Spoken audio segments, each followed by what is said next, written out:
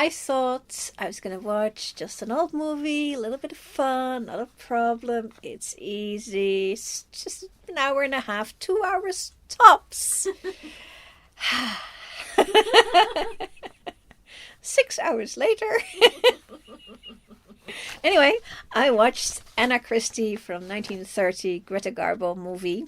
Is reportedly, reputedly, and I think actually the very first Talkie that Garbo did. And she was, of course, a silent movie star. She's not famous now for that because silent movies just disappeared after that. It's sad, but there you go. So, but they were worried because she was a big star way back when, and they were worried that she was not going to do well because other stars had come onto the soundstage and not done well because squeaky voices or unexpected voices or accents, and Greta Garbo, being Swedish, would have an accent. So they were worried. They were very worried. And so they chose this movie, and I know some of this backstory as a general backstory, but I didn't particularly realize that this was actually the first one where the Garbo Talks thing was going on with. But that's this one. When I started watching it,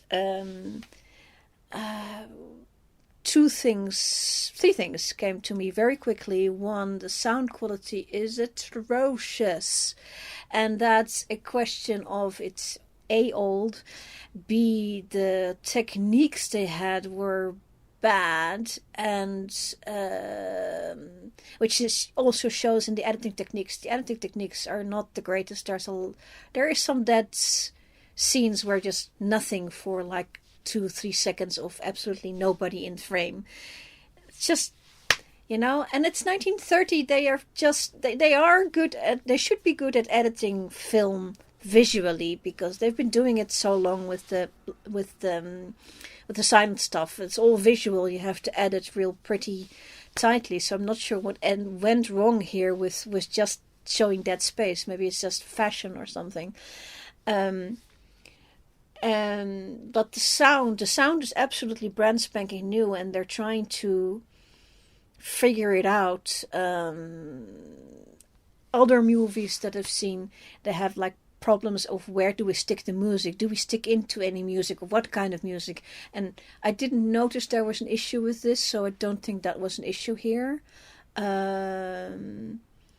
If anything, ambient sound, they are on a boat a lot in the harbor, and there's like these boat sounds which are a little bit overpowering in one of the scenes, but that's okay. No, the problem and both the problem and their virtue of this thing that they chose, which is actually a play, because the play instantly gets you a great words written that can be acted quite naturally. And this play was pretty recent, so they got the chap who was the dad in the play in the play on Broadway is also here, same fella. So. But the role is very specific. He is a Swedish man who has a Swedish daughter, which is almost incidental because. And I was thinking, did they write it for her? And the answer is no, they didn't. It's an existing play by a chappie called Eugene O'Neill, who is, for the people who know that sort of name, is a pretty big name in writing plays, and the play is already like 9 years old at this point. So no, it was not written for Garbo. It's just this works out really well.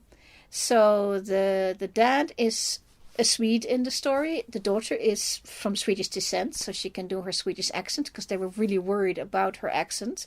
As it turns out, they needn't have been, because by the time she was actually ready to play the role, she had to reacquire the Swedish accent because she had already lost so much of it that she had to actually put it back on. And one of the other characters, there is the father, this daughter, then there is the lady, his lady who is sort of American, city American, so she speaks city American, and there is an Irish lad. And he speaks, of course, with an Irish accent. And now, these things are wonderful because, like I said, you can just slot in Garbo, even if her accent is not the way it should be. It's not a problem because everybody has accents. However, I'm not a slouch at English, but the sound quality altogether was so low that I was having trouble understanding them just because just the sound quality was so awful.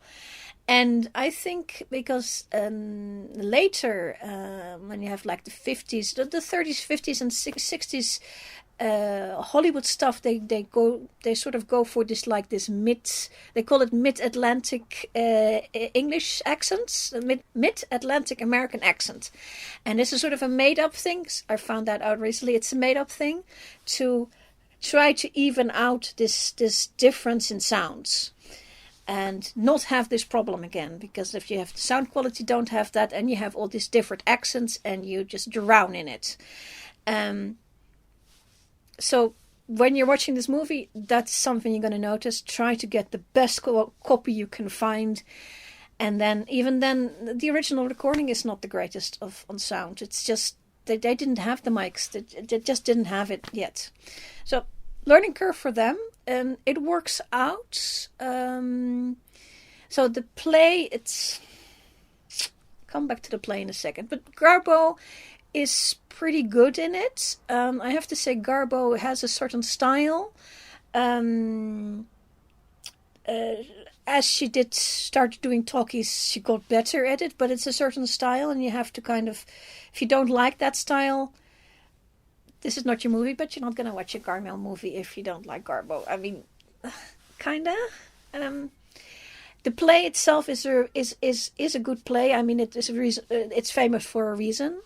The other people in it, so the dad who was in the original play, and in the silent movie version of it,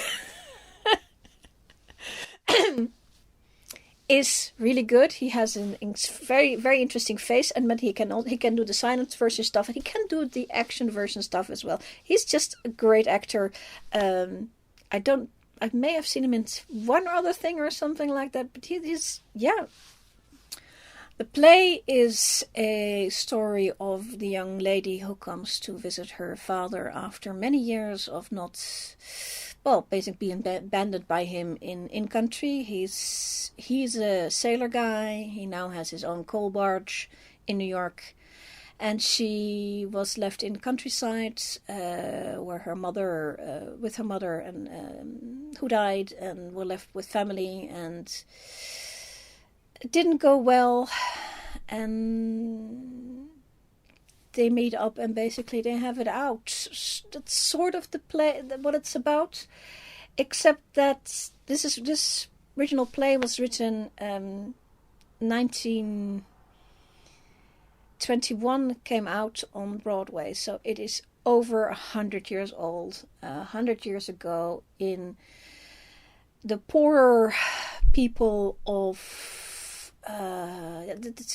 it's like a moment of very specific people on a very specific time in a very specific way, and I tried to figure out what the play is about, because it's putting up a couple of interesting things. It's the father who tries to do stuff, but he's basically already lost before he starts, and the new man, because the new man comes in, another one of the sailors who takes a look at the girl and likes her, and he is basically the father but younger.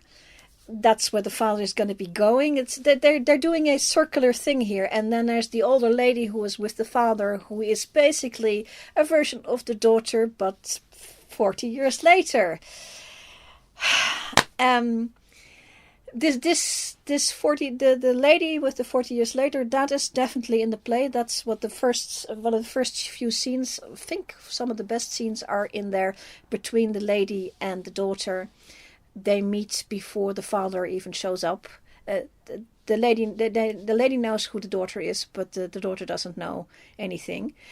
And the lady has to go through a personality development of where she realizes that in order for this girl, who is basically a young version of herself, to have a chance, she, the lady, has to step aside and let the father get on with being a father and not being a drunken sea captain. So she steps aside, and it's early on in the play, so it's not a spoiler as such. And I said, this play has these kind of things. There's very beautiful things that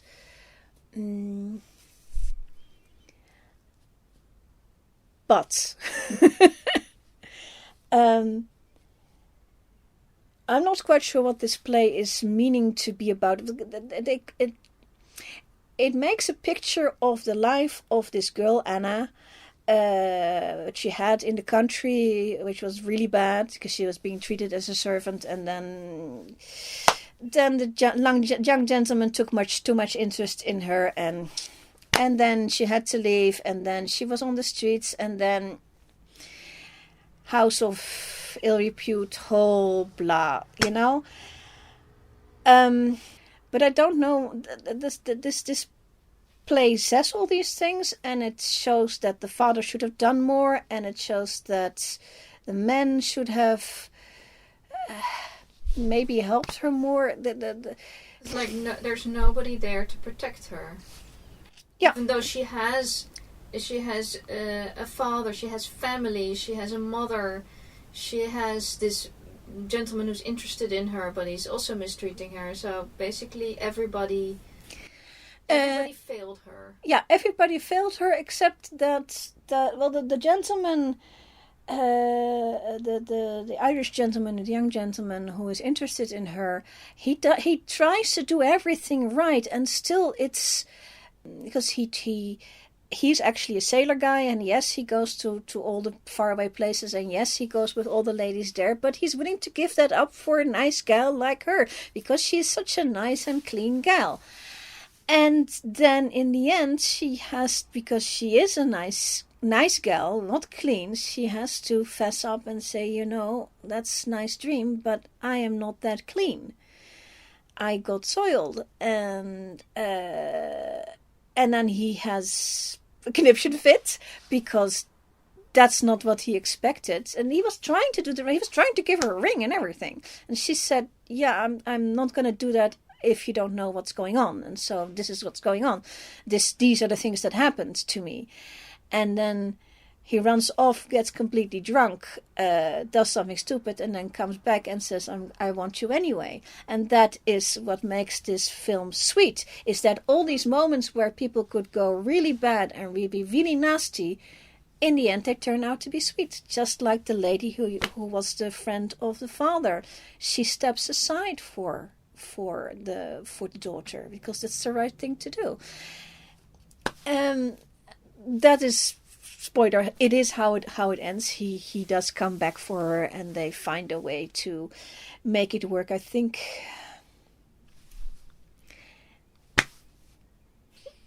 Yeah.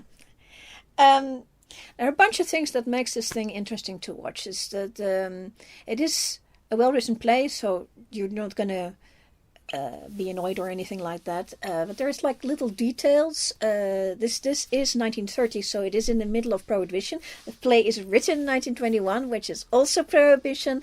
So, but everybody gets completely roaring drunk all the time. Very shows you how well Prohibition worked. Yeah, exactly. Interesting thing that is like, I didn't even know to ask that, is that in one of the first scenes that the father is taking his lady friend to the bar, he has to take her to the back entrance, to the ladies entrance, and which is something that is like that's 100 years ago. They stopped doing that pretty soon after that. But it's kind of interesting to see it on film, to see it enacted. Especially matter of fact, as in of course. Yes, as in of course, and it needs to happen because for the play to work, because the girl also arrives at the lady's entrance and arrives in the section where this older lady is already waiting, so they can talk first. So from a stage point of view, it has to happen that way. So you can't edit it out or anything like that. So it's also pre-code movie, so they all this stuff about houses of ill repute, about the words themselves they don't say, but everything else they say. Also the violence towards just pushing her around, especially Garbo, pushing the young lady around. It's a lot. Again, I think that's a pre-code thing. They've stopped doing that after code. They toned that down. Can you imagine that films like this would have been a reason for the code to come into action? This one in particular. Because the way she actually has to sit because the entire thing ends with him pulling on her arm, literally on her arms, two different directions, and she says, "Hey, stop! I'm not a piece of furniture." And then she explains of why. Sorry, Dad, your dream of me and being in the country is a dream, and this is what really happened. Bang, bang, bang. And then she says to the guy, "Hey, it's nice that you want to marry me, but you have to know the truth, and this is the truth." Bang, bang, bang.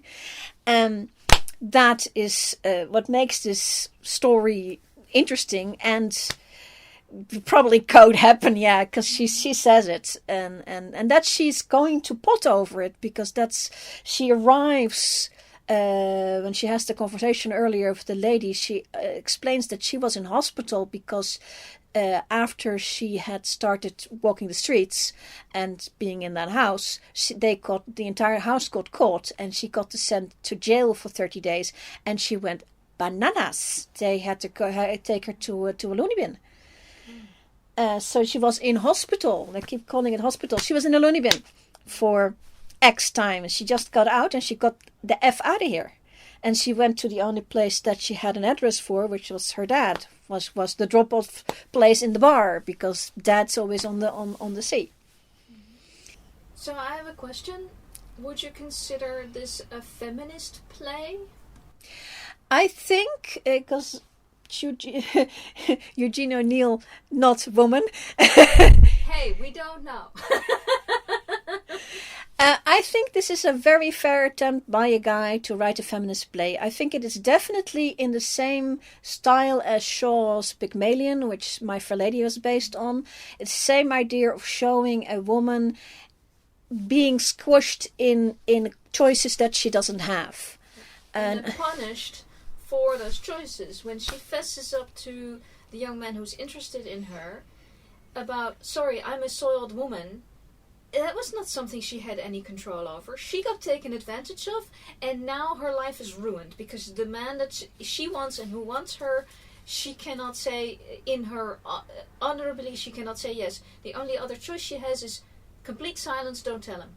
Yeah, and that's hope it never comes out. Yeah, and she already says a couple of times that she's just not strong enough to do that anymore, because she did have a nervous breakdown just before. That's what she was on the loony bin. She's telling us she is done. She is completely toast. They wrecked her. They wrecked her. Both actions and society expectations. Yeah. And she's not Liza Doolittle. She cannot take the pounding, and she was drowning. But Liza was not raped.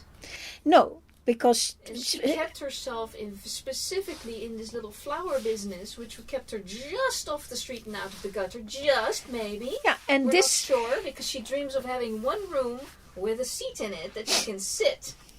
Yeah, and this girl was actually turned out of the house that she was living in because the son accosted her, and she ran off, or either ran off or she was taken out. But she was literally on the streets. So it's also a commentary that even if you're an honorable young woman and you're in service, you take a job somewhere, you're still not safe.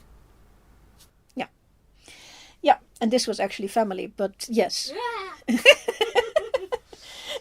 Yeah, another thing that comes to that is that the father, keeps calling her little Anna, little Anna.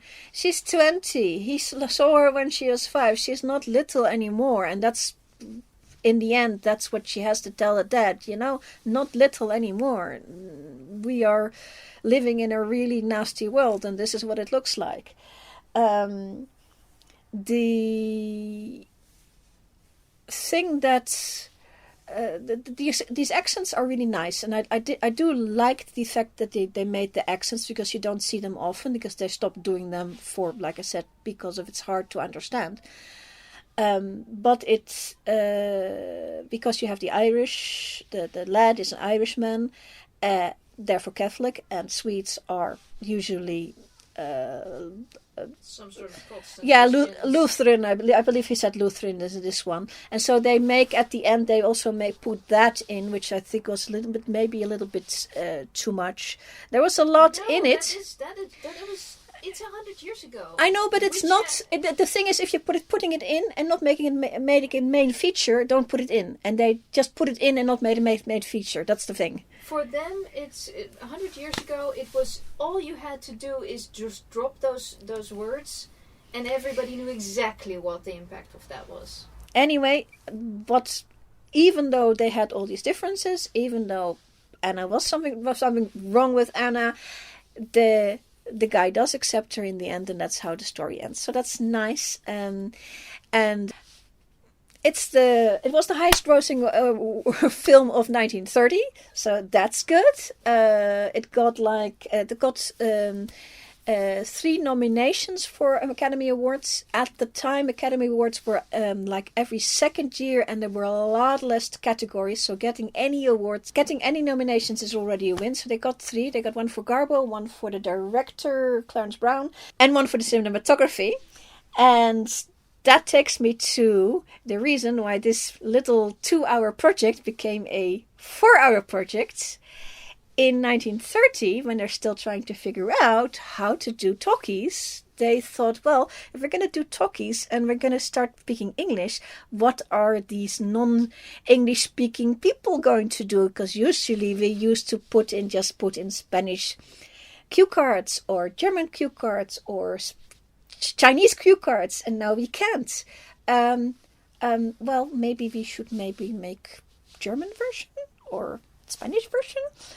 And a lot of these versions, because of these very early ones they did them, most of them are lost. But this one exists. The German version exists. I wouldn't be surprised, yes. And now became my 2-hour project became a 4-hour project. It is on YouTube. And I watched it. And not because I'm Dutch, but I'm Dutch, and I also speak and understand German. So, yeah, it is subtitled if you want to see it. So the subtitles are not greatest, but subtitled in English, the German original. Originalton.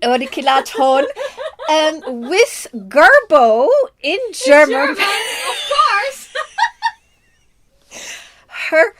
herself spoke enough German to understand enough of the dialogue to actually do it properly. The entire rest of the cast is different. Is all native speaking Germans. So we have a different dad, we have a different boyfriend, we have a different older lady, but Garbo is the same. I have to say, because I watched the whole thing, kept going. Why do I not keep going? One very striking thing is no accents. So there's no Swedish accent, no Swedish accent, no Irish accent. But I don't even know what an Irish accent in German would sound like. The German doesn't. German, almost beginning of all talkie film, never did accents. I don't know, not sure why, but they never did it. They always went for the flat German, nice. In Sissy. That's way later. That's 50. 56. 53? 53? Maybe. We'll look it up.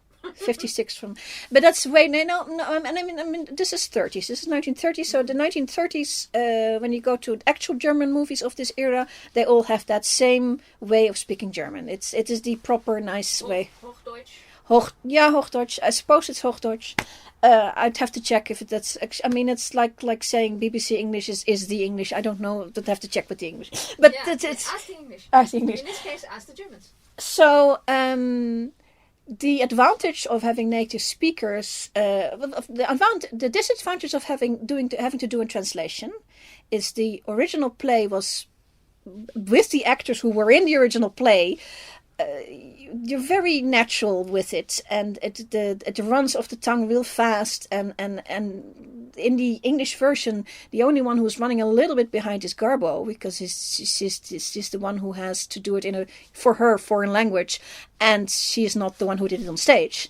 So she's the one working at it. She has the same problem in the German version, because again, it's not her native language, but like everybody else, she's working off a script version that has not been used on stage a lot. But she hasn't got enough German, and you have to have a lot of German for that, to make the text your own, just live in it. You know, if you like, thinking about that, if you have like a line says that we go to dinner and we go to the restaurant and we have dinner. You can say it like that, or you can say, well, then we went to the restaurant and we had dinner. And that's sort of living in the line. Whereas she doesn't get to have that much German of it. So there is... That also means the translator fell a little short. Yes, and the German actor can do what the script says. And it has to yeah, be but you always insert a little bit ums and ands and stuff like that. And the Germans feel confident enough to do that, to make it sound natural, and she has the same thing in English. I mean, she has it less in English, but she has it in English. That's why she always sounds so ethereal, because she's a little bit short on that. That's fine, but she has the same thing in German. Other than that, I really liked the chemistry between the boyfriend and her character better in the German version. I didn't like the guy in the English version. He was very sticky, and I saw the connection in the German version better. It's more believable. Also, the German version, the director is actually different. Cinematographer is the same. It's the cinematographer with a different crew, and it was like filmed like a couple of months, like half a year later. So different costumes, some of the different locations as well. But a different director, and you can see he took different scenes. They're doing the same script, but they're doing the translation. And they made a couple of choices. There's a scene at the beginning that's missing, and I think that's just because German takes longer. Literally, it takes longer. Really and so they had to lose a scene at the beginning, which was a shame, because it was a scene between the father and his girlfriend, the lady who steps aside. But they made up for it later, so it was okay, but it was a good scene at the beginning. With the relationship between the boyfriend character and the Garbo character, less shoving around and less violence altogether. Or like there's actually in the story a moment where the father pulls a knife and then the boyfriend grabs him and puts it down, and that was just, it was just a little longer in the English version and a little short and a little bit out of screen in the German version. Maybe and that's they weren't allowed to. I have no idea. Do the knife fight.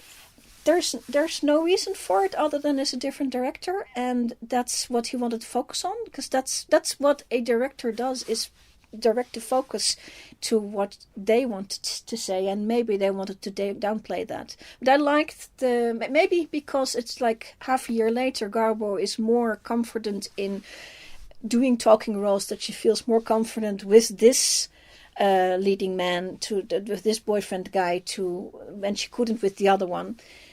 I liked this version for that better. I do have to say that I do like the father in the German version, but the father in the original version, in the English version, is better. He's great. He's absolutely great. I understand why they had wanted him from the original stage play to this. Yeah, no, hands down. But the German guy is also not bad. He's pretty good. If you can't get the other guy, you can get this guy. It's good. Same goes for the ladies, the older ladies. They're also everybody's wonderful. So that's not an issue.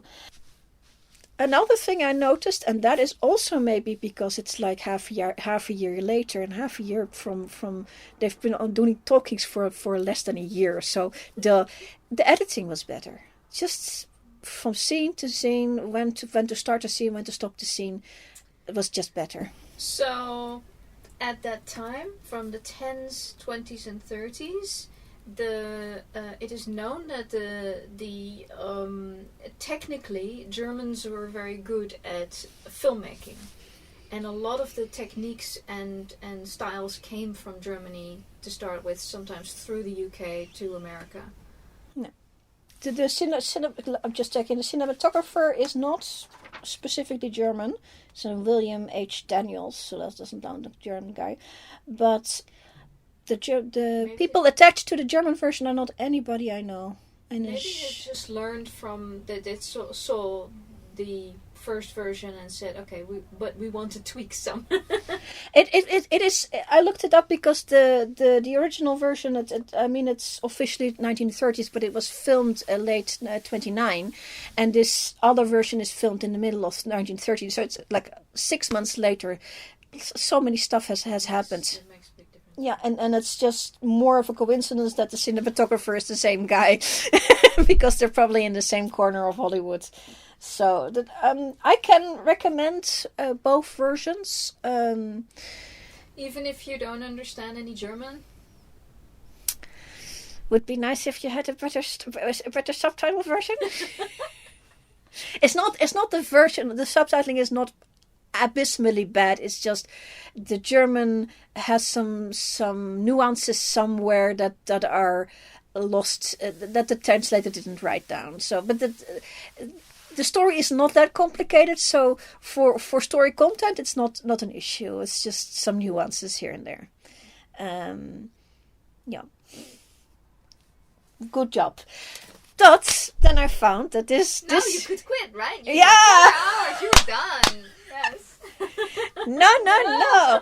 Because this play was from 1921, and in 1923 they made a silent movie with the guy who also did the Talkie, which I didn't know at the time because it was that many years earlier.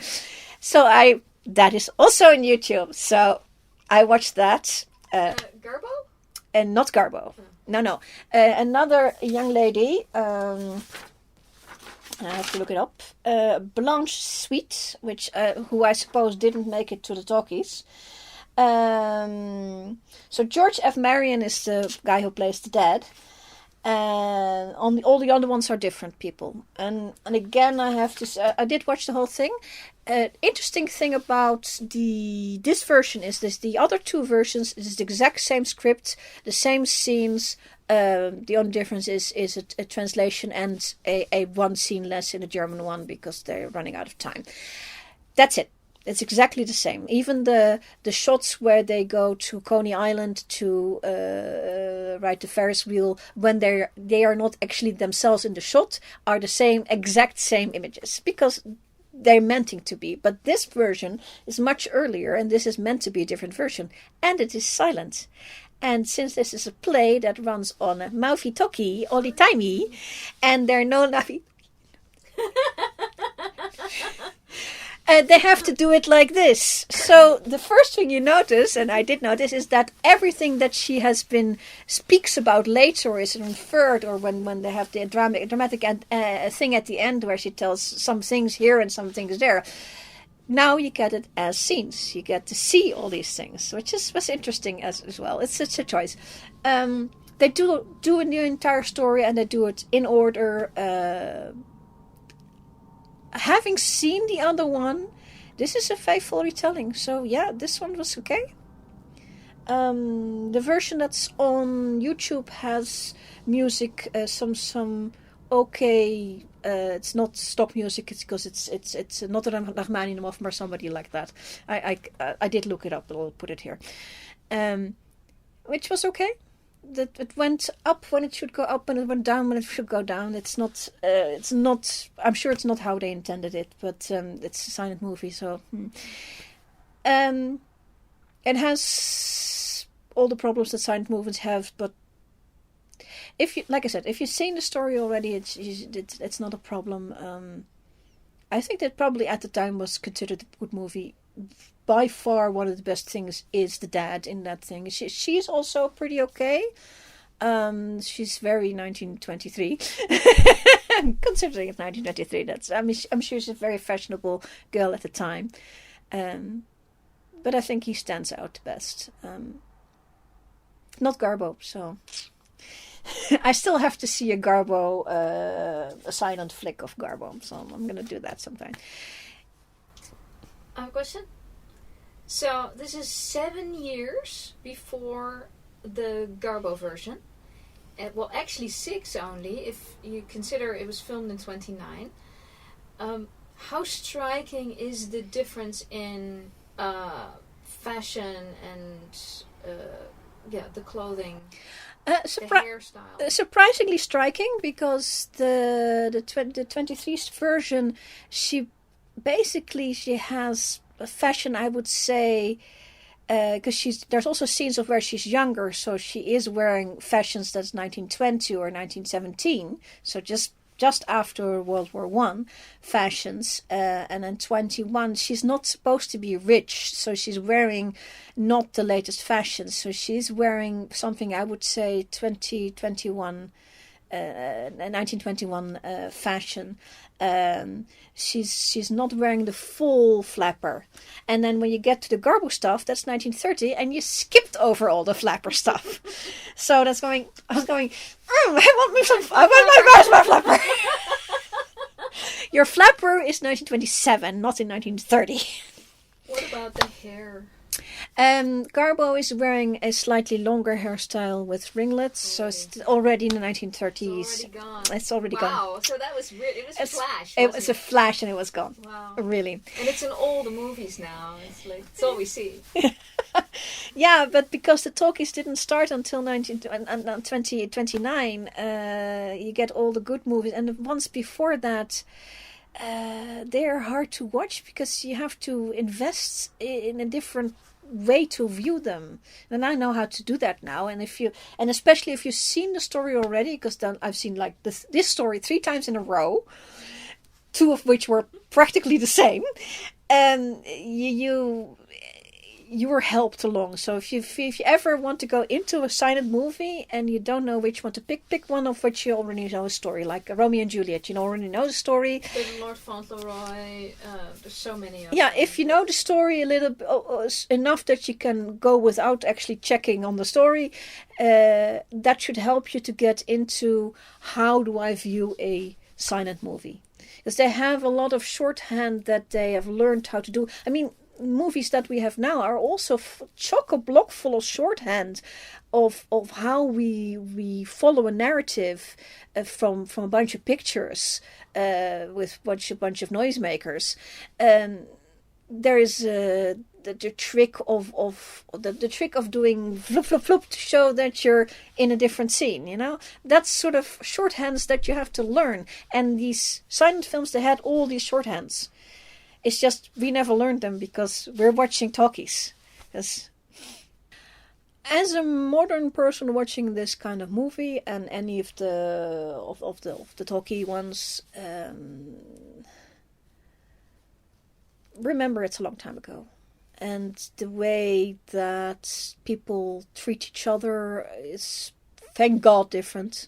The way that the world treats people is hopefully different. As a time capsule, it's very interesting.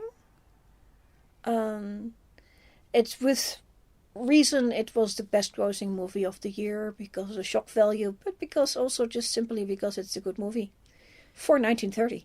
Would you not say that some of those themes are actually still relevant. Not in that way. Her being completely vilified for having been R-worded is not a thing anymore. Yeah. That she has to apologize for having, Having had that done to her. Yeah, that's not normal, and maybe this kind of movie helped in making that clear, that this is not normal. Yeah. And this kind of play, because it started, of course, as a play. And things like this, and like Marfay Lady, a bunch of plays that Shaw wrote, and some other plays that showed that women have a certain situation and it's not the greatest. Yeah. I think the Pygmalion doesn't nearly get to the heart of the matter. No, but it does. As much as this one does. No, but even things like this, or Candida, if you remember Candida, which is not a very famous one. I don't. Shaw, Shaw again, because I happen to know that. Because Candida is about a lady who is in upper class, and she has similar problems. She's stuck. She has to make choices that she doesn't want to make. They're not nearly as dire as either Eliza Doolittle or this girl's choices are, but they are choices that put her in she's not going to be doing what she wants to be doing. That's the short of it. Yeah, and every time these women are placed in a situation where they are going to be with or not be with a man, that means they are going to be physically giving themselves to this man, and sometimes they have a choice, sometimes they don't have a choice, but the choice will still be, are you going to be with this man or not? The choice is not, what career would you like, how much money would you like to make, how many children would you like your wife to give you? No, she has to, this is the first choice that she has to make in all of these things, is, do I actually want to, give my body to a man? And that's what Anna's choice also is, because she is with her father on the boat. They're on the sea, and everything is going great because it's just her and her dad. And I haven't even mentioned all the alcoholism that's going on, because when anybody's on shore, they get drunk, and when they're on the sea, I'm not quite sure how they're not getting drunk, but they. Anyway, there is a shipwreck, and on board comes our young man, and all of it that creates a problem, because the first thing he does is go, "Ha, pretty girl, grabsies," and then she makes it. She shoves him, and then she makes it clear, "Hey, I'm the daughter of the captain," and then he says, "Oh," but because she wasn't clearly the daughter of the captain, the first thing he did was go grabsy, and he recovers, and that's the strength of this play, is that every time somebody does something like that, they recover, rethink themselves, and think, "Oh no, this is not what I want to be doing. I want to be doing the right thing." But they have to work at it. And that's the upsetting, that the people have to work at being the right. Whereas that's a lot of hard work, to always have to work at being right. It should be able to go a long ways just being right. And then if now I'm veering off, I can just readjust. Because then it's doable. But if you have every decision you make has to be, it's easy to do the wrong thing and it's hard to do the right thing, that makes it impossible. Because one moment you're not paying attention and bang, you're on your ass. And I think that is what the play is trying to show. Is that these people have no chance in the way they are like this. They're trying, but it's nearly impossible. Good movie.